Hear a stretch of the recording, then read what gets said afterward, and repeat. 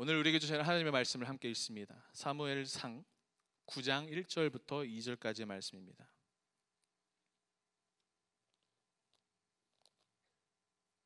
사무엘상 9장 1절부터 2절입니다. 앞에 화면에 보이시죠? 우리 두 절의 짧은 말씀인데 우리 큰 목소리로 하나님의 말씀을 읽어보도록 하겠습니다. 시작. 베냐민 지파에 기스라 이름하는 유력한 사람이 있으니 그는 아비엘의 아들이요 스롤의 손자요 베고라스의 증손이요 아비야의 현손이며 베냐민 사람이더라. 기스에게 아들이 있으니 그의 이름은 사울이요 준수한 소년이라. 이스라엘 자손 중에 그보다 더 준수한 자가 없고 키는 모든 백성보다 어깨 위만큼 더 컸더라. 아멘. 오늘은 잘생긴 젊은이 사울이라는 제목으로 하나님의 말씀을 나누도록 하겠습니다. 여러분, 오늘 말씀은 이스라엘의 초대 왕이었던 사울에 관한 이야기입니다. 여러분, 이 사울이라는 사람은 어떤 사람인가 하면 지난 시간에 말씀드렸죠. 이스라엘이 이제 사사시대를 종료하고 왕정시대로 전환되는데 그 가운데서 하나님의 선택을 받았던 첫 번째 왕이 바로 이 사울이라는 사람입니다. 오늘 본문 우리가 읽은 사무엘상 9장 그리고 미처 시간상 다 읽지 못한 10장까지의 이 말씀에 사울이 이스라엘의 왕으로 추대받는 과정을 우리에게 성경에서 소개하고 있는데 오늘 말씀은 이 사울의 생애, 그의 인생이 우리에게 주는 의미를 한번 생각해보고 또 우리의 삶의 자리를 돌아보는 시간이 되기를 원합니다. 자, 사울이 어떤 사람인가? 성경에서 사울에 대해서 이렇게 설명해요. 1절 말씀 볼게요. 베냐민 지파에 기스라 이름하는 유력한 사람이 있었다. 여러분, 기스라는 사람은 사울의 아버지입니다. 좀 이름이 특이하죠, 그렇죠? 네. 같이 다니면 조금 안 될 것 같은 이상한 왠지 기분이 드는 이름, 기스. 자, 이 기스가 어느 지파 출신이었냐 하면 베냐민 지파 출신이었다라고 이야기해요. 여러분, 성경에서 특히 이스라엘 12지파 가운데서 베냐민 지파는 그 모든 지파 중에 가장 세력이 약한 지파였어요. 왜 그랬냐 하면 이 사사시대 때 어떤 일이 있었는데 그게 뭐냐면 이 베냐민 사람들이 레위 사람들의, 그러니까 쉽게 말해서 첩이죠. 첩들을 윤간하고 범해서 그들을 죽이는 죄악을 저지릅니다. 그래서 이 결과로 이스라엘 지파들에게 징계를 받아서 모든 남자들이 죽고 남은 남자만 600명밖에 안 되는, 그러니까 정말 세력이 작은 지파가 이 베냐민 지파라는 거예요. 기스가 이 지파 출신이었고요. 자, 그 다음에 이 기스의 아들이 사울이었는데 성경에서 또 사울에 대해서 이렇게 이야기해요. 2절에 기스에게 아들이 있으니 그의 이름은 사울이요 준수한 소년이라. 이스라엘 자손 중에 그보다 더 준수한 자가 없고 키는 모든 백성보다 어깨 위만큼 컸더라. 자, 한번 잘 보세요. 지금 성경이 사울에 대해서 뭐라고 얘기해요? 그는 준수한 소년이었다. 준수한 소년. 여러분, 이 표현이 우리 이렇게 체감상 잘 쉽게 안 와닿으니까 이 준수한 소년이라는 표현을 조금 더 원어적으로 해석하면 이거예요. 젊고 잘생겼다. 영어로 young and handsome. 사울이 어떤 사람이었어요? 잘생긴 젊은이였다라고 성경에서 그를 그렇게 소개해요. 자, 사울은 정말 젊고 용모도 화려했고 그리고 무엇보다 키가 다른 사람들의 어깨 위에 있을 만큼 그것보다 훨씬 큰 엄청난 그 준수한 용모를 가진 사람이 바로 사울이었다라고 얘기해요. 여러분들께 한번 질문해 볼게요.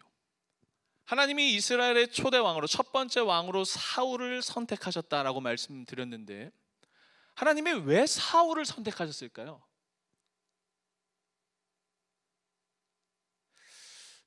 오늘 이 성경에 의해서 추측을 해보면 아마 그가 핸섬 가이여서 너무 외모가 출중해서 키가 너무나 남들보다 훨씬 더 월등하게 훤칠하게 커서 하나님께서 그를 선택하셨을까? 여러분 어떨까요? 그것 때문일까요? 아니죠. 하나님은 외모를 보시는 분이 아니라 중심을 보시는 분이니까. 외모 때문에 그를 왕으로 선택하셨다라고 하면 정말 우리는 왕이 될 자격이 없는, 여기 모두가 다 그런 상황들이죠, 그렇죠? 네. 외모 때문은 아닐 거예요. 자, 그러면 그의 출신 성분 때문이었을까? 제가 아까 말씀드렸죠. 그의 배경은 베냐민 지파였다고. 그리고 그 베냐민 지파는 이스라엘 지파 중에 가장 작은 지파였다라고 말씀드렸어요. 여러분, 사람이 정치를 하려면, 여기 성경의 표현에 따라서 왕이 되려면 뭐가 있어야 돼요? 자기 세력이 있어야 돼요. 그렇지 않습니까?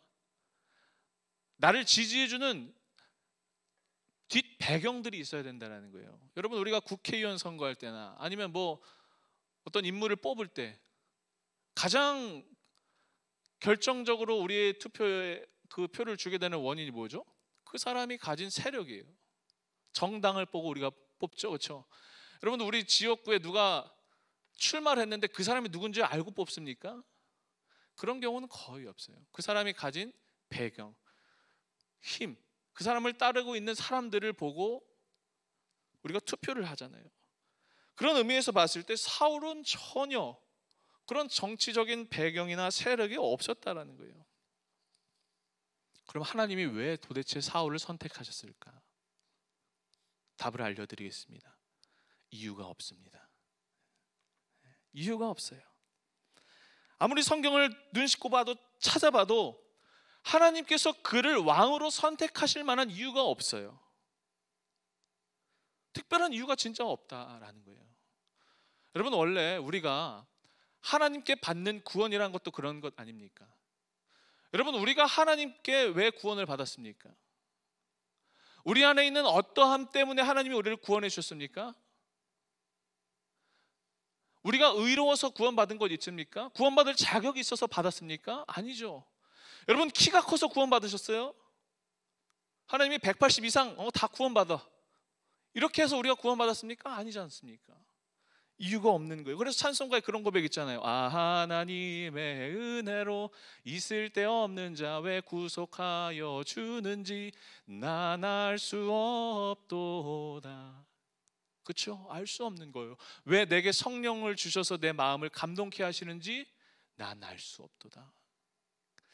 우리가 받은 구원도 그렇고 지금 사울이 하나님 앞에 선택받았던 이 소명도 똑같다라는 거예요.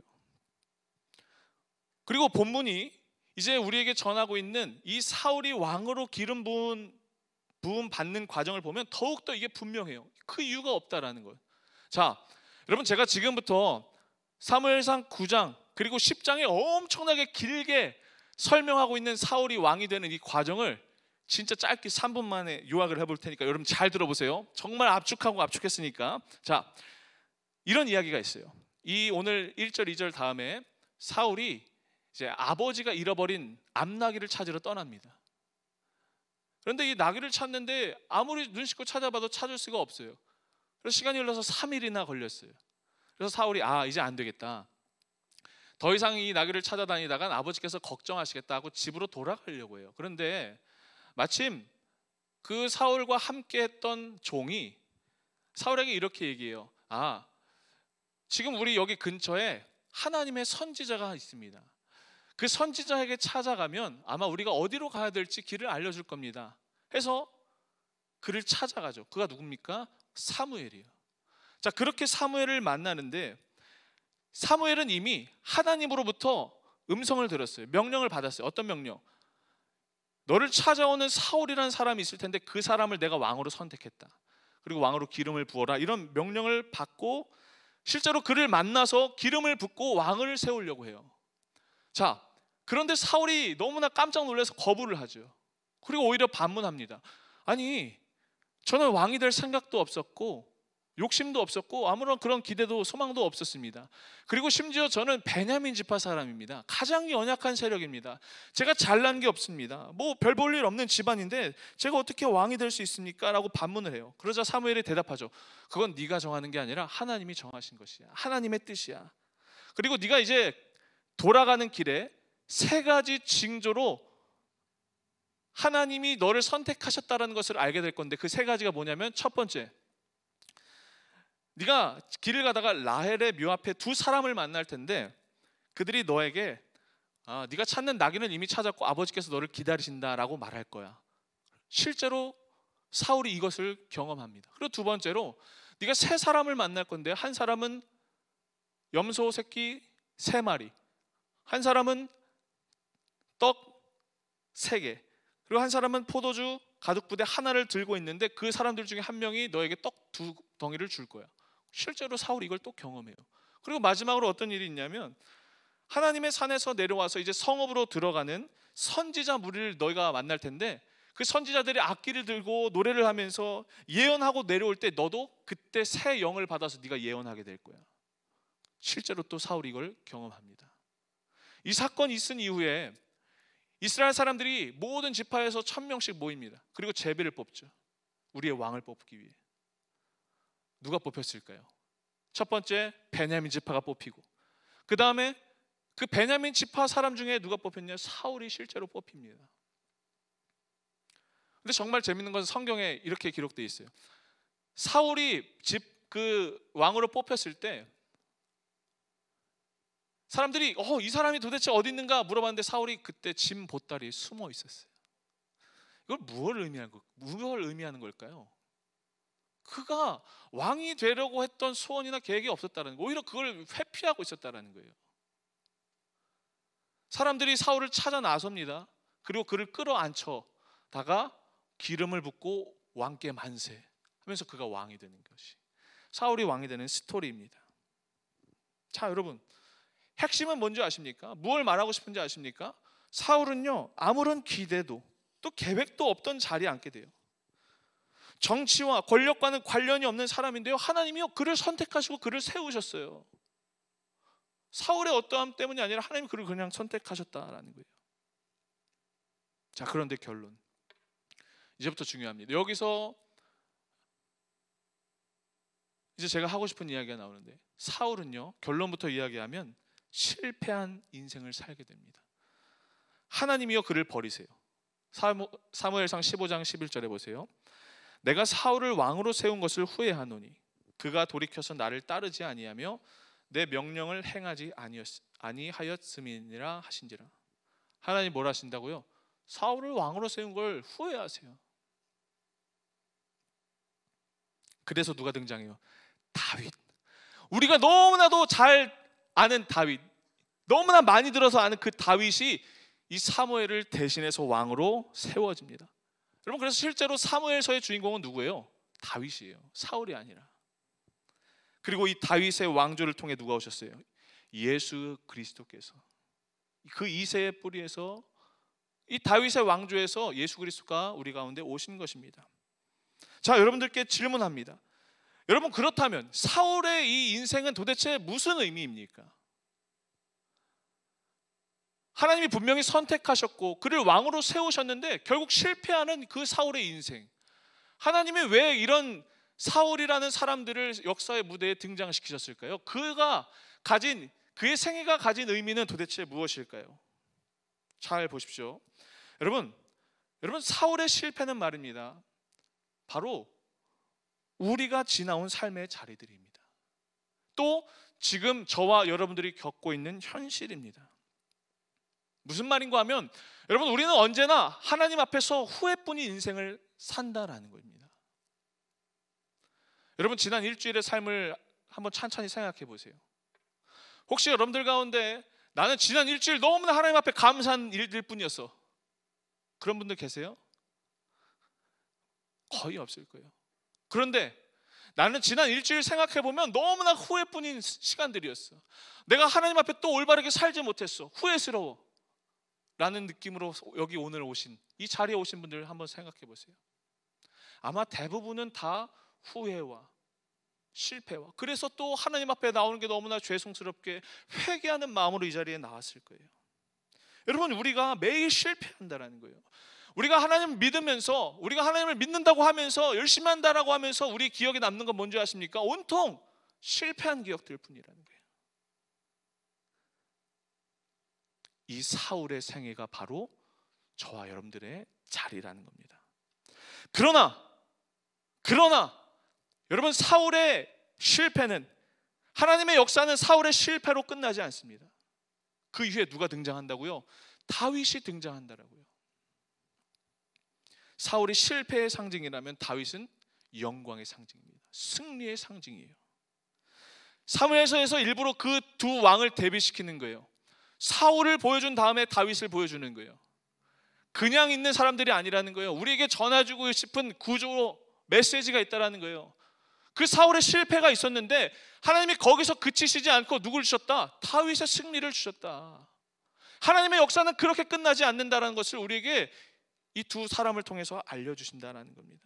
여러분, 사울에게서는 무너뜨리는 하나님의 심판이 나오고 다윗에게는 은혜와 부활의 하나님이 보입니다.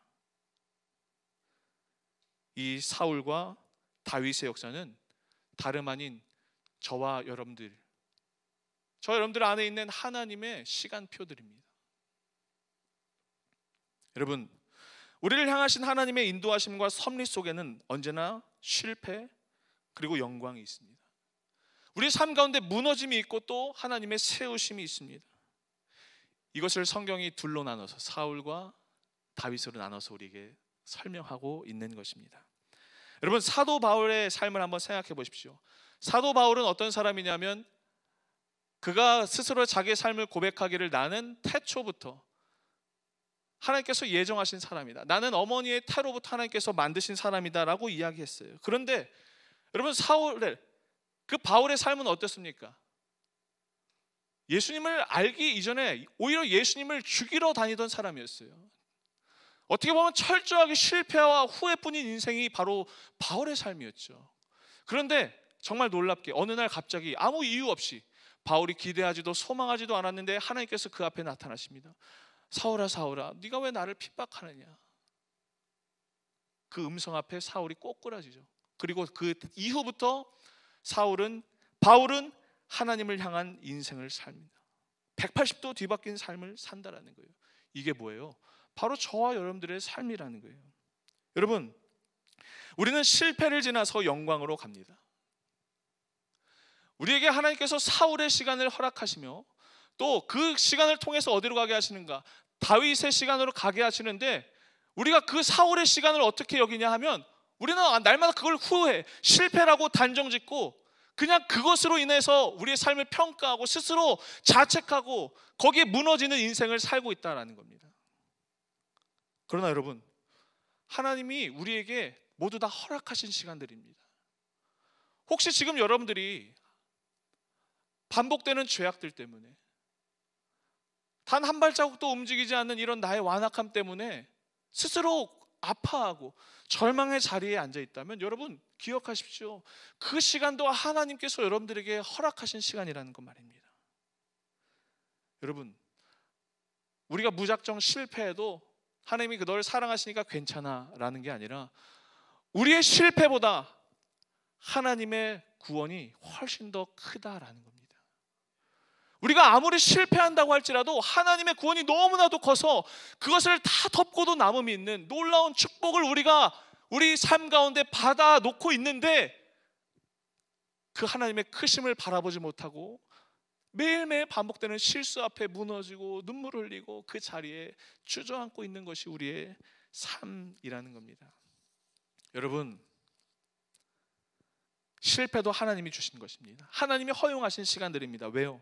필요하기 때문에요. 사무엘서에서 분명히 역사를 통해서 우리에게 증언합니다. 이제 사울의 시대가 끝나면 무엇이 온다? 다윗의 때가 온다. 그런데 여기 사울의 때와 다윗의 때가 절대 완전히 떨어져서 우리에게 설명되지 않습니다. 여러분, 사울이 있고 다윗이 같이 있습니다. 여러분 아시죠? 사울이 다윗이 이제 왕으로 추대받으려고 해서 얼마나 그를 시기했는지 아시죠? 그를 죽이려고 했어요. 사람들이 이야기했잖아요. 사울은 천천히요, 다윗은 만만히요. 다윗이 얼마나 많은 핍박을 받았습니까? 우리의 삶도 마찬가지라는 거예요. 여러분, 우리의 삶의 지난 실패들, 사울의 생이었던 그 실패들이 여전히 우리의 삶 가운데 남아서 우리가 하나님의 영광으로 가는 길 가운데 공존하고 있다는 거예요. 그런데 중요한 건 뭐냐면 사울이 있기 때문에 다윗이 있는 거예요. 정말 희한하게도 여러분, 다윗의 인생은 사울이 있기 때문에 완성되어집니다. 사울과의 관계를 통해서 오히려 그의 믿음이 성숙하고 신앙하게 더욱더 성장하게 됩니다. 여러분, 우리는 우리 안에 있는 수치를 견디지 못합니다. 우리가 느끼는 초라함을 견디지 못해서 여러 방법들로 해소합니다. 크게 두 가지예요. 우리가 실패를 느꼈을 때 어떤 사람들은 그 실패를 덮기 위해서 더 큰 목소리를 내요. 과장하죠. 막 오버액션을 하는 거예요. 누군가를 비난하기도 하고 정죄하기도 해요. 그런데 또 어떤 사람들은 실패를 경험했을 때 완전히 숨어버려요. 아담과 하와가 그렇지 않습니까? 하나님의 낯을 피해서 숨어버리는 그런 사람들. 우리는 발버둥 치거나 아니면 난리를 치거나 숨거나 둘 중에 하나를 선택합니다. 여러분, 그러나 그때 우리가 해야 될 것, 다시 주님을 바라보는 겁니다. 우리가 주님 안에 머물기를 소망하는 겁니다. 우리의 실패를 벗어나서 우리의 실패를 덮으실 하나님의 크심을 우리가 기억하며 그분의 임재 앞에 서는 것입니다. 우리가 하나님 앞에 나아가는 겁니다. 하나님, 저는 비록 실패한 인생이지만 하나님의 구원이 저의 연약함보다 훨씬 더 크시기에 다시 주님의 은혜 아래 나아갑니다. 이 고백으로 믿음으로 나아가는 거라는 거예요. 여러분, 하나님의 크고 넓은 사랑이 우리를 회복해 하십니다. 우리의 후회, 우리의 눈물이 하나님의 손에 들리기 시작하면 하나님이 만드시는 이 아름다운 세상 속에 우리의 삶이 그 작은 재료가 됩니다. 여러분, 이 시간 간절히 축복하는 것은 복된 실패자가 되시길 바랍니다. 사울의 그 인생, 그 생애, 실패뿐이었던 삶, 저와 여러분들의 현실입니다. 그러나 결코 사울로 끝나지 아니하고 반드시 다윗의 때가 옵니다. 그것이 맞물려 있습니다.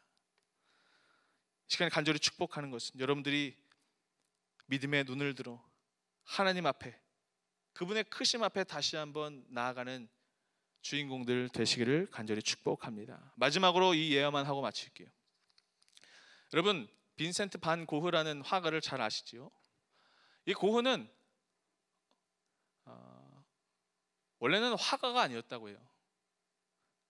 어렸을 때 신학교에 가서 전도사가 됐었대요. 그런데 이 고흐는 전도사로서 열심히 하려고 했는데, 복음을 전하려고 했는데 그다지 성공적이지 못한 사역을 했대요. 벨기에 남부 광산촌에 들어가서 복음을 전했는데 사람들의 반응이 너무나 냉랭했대요. 그런데 그런 반응 속에서도, 사람들의 냉담함, 그리고 그가 느꼈던 그런 수치 속에서도 그를 살게 하는 일이 있었는데, 그게 뭐냐면 바로 그림을 그리는 일이었대요. 그런데 고흐가 이걸 막 억누른 거예요. 내가 그림을 그리고 싶다라는 어떤 열망이 막 내 안에서 넘쳐 흐를 때마다 그가 생각했대요. 이건 내 일이 아니야. 나는 하나님의 일을 할 거야.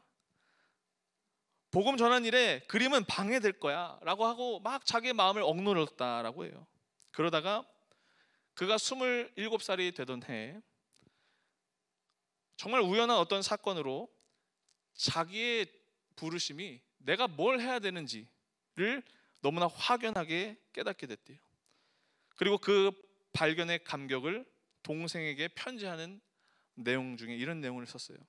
지난 쓰라린 몇 달 동안 무언가를 향해 열심히 일하면서 내 인생으로부터 진실한 목적과 의미를 캐내려고 노력했다. 그러나 그걸 몰랐다.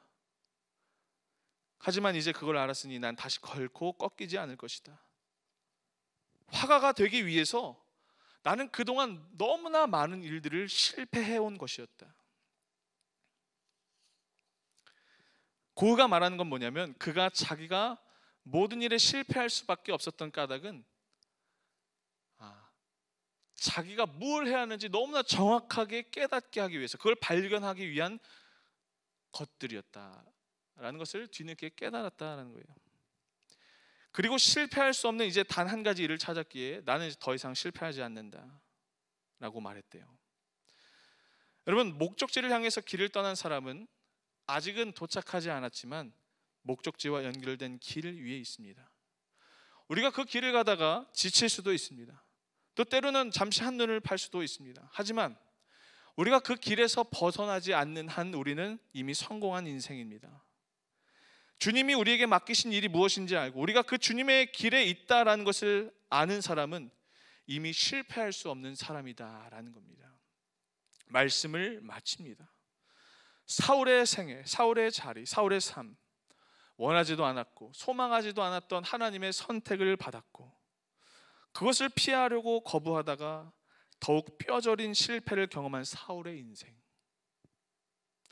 그는 잘생긴 젊은이였다. 이 한마디로 설명하고 있는 그의 삶, 아무것도 가진 것 없는데 실패뿐인데 하나님의 선택을 받았던 그의 인생. 여러분, 영광으로 가는 길에 여전히 남아서 우리를 괴롭히는, 우리를 또 핍박하고 있는 지난 후회들, 시간들, 상처들. 그러나 우리가 이 시간 믿음으로 기억해야 할 건 뭐냐면 우리의 삶이 사울의 자리로, 그 실패로 끝나지 않는 것은 그것보다 크신 하나님의 은혜가 있기 때문임을 믿으시는 저와 여러분 되기를 간절히 축복합니다. 여러분, 실패의 자리에서 일어나십시오. 더 이상 자책하지 마십시오. 또 누군가를 향해 나의 실패를 가리기 위해서 비난하거나 정죄하거나 나의 어떠함을 감추기 위해 더 과장된 소리를 내려고 하지 마십시오. 또 어떤 분들 그 실패 때문에 숨어버리거나 여러분들의 각자의 삶 가운데 자기만의 동굴로 숨어버리는 삶이 있다면 여러분 들어가지 마십시오. 하나님 앞으로 나오십시오. 하나님의 임재 반드시 우리를 영광으로 이끄실, 사울을 지나 다윗으로 이끌어셨던 그 하나님의 인도하심이 여러분들 앞에 있습니다. 여러분들은 존귀한 분들입니다. 하나님의 그 크신 구원을 이미 소유한 자들이기 때문입니다. 간절히 축복하고 바라는 것은 우리 사랑하는 여러분들 일주일의 삶 가운데서 이 믿음으로 승리하게 되기를 바랍니다. 여러분 승리하십시오. 각자의 자리에서 일어나십시오. 절망과 소망의 자리에서 그 자리가 기쁨과 간증의 자리로 넘쳐나고 변화하는 놀라운 역사가 여러분들의 삶 가운데 있게 되기를 주의 이름으로 축원합니다. 우리 주신 말씀 가지고 함께 기도하며 나아가길 원합니다.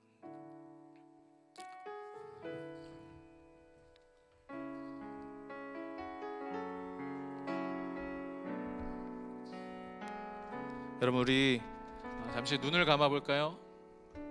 우리 1분간 하나님께서 우리에게 주신 말씀 가지고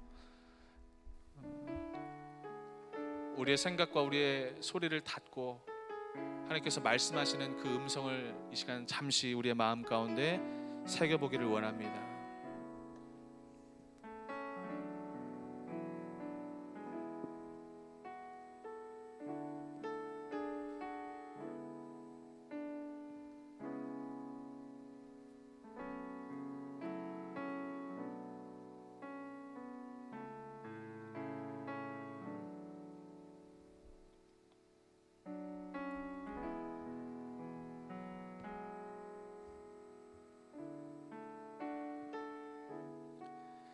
우리 시간 하나님의 사랑을 의지하며 우리를 회복해 하실 주님의 놀라운 은혜를 우리의 마음 가운데 새기며 고백하기를 원합니다.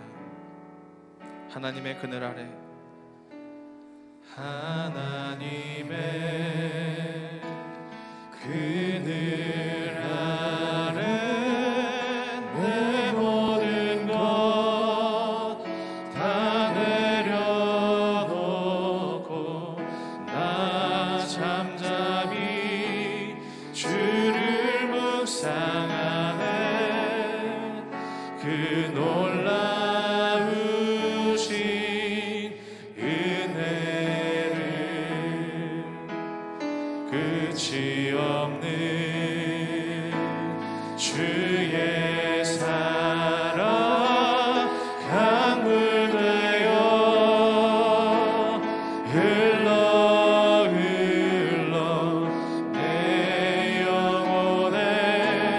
자유함 주시네 날 새롭게 하시네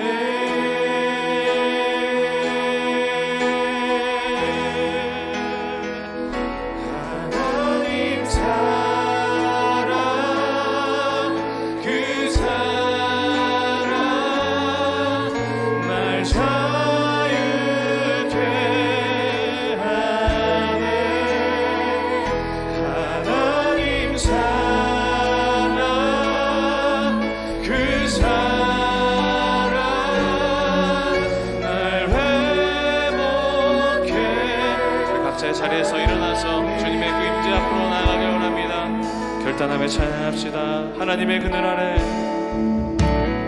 하나님의 그늘 아래 내 모든 것 다 내려놓고 나 잠잠히 주를 묵상하네 그 놀라우신 은혜를 끝이 없는 주의 사랑 강물되어 흘러 내 영혼에 자유함 주시네 날 새롭게 하시네 하나님 사랑 하나님 사랑 그 사랑 날 자유케 하네 하나님 사랑 그 사랑 날 회복 여러분 우리 처음부터 다시 한번 그 주님의 사랑을 온전히 의지하며 고백합시다. 하나님의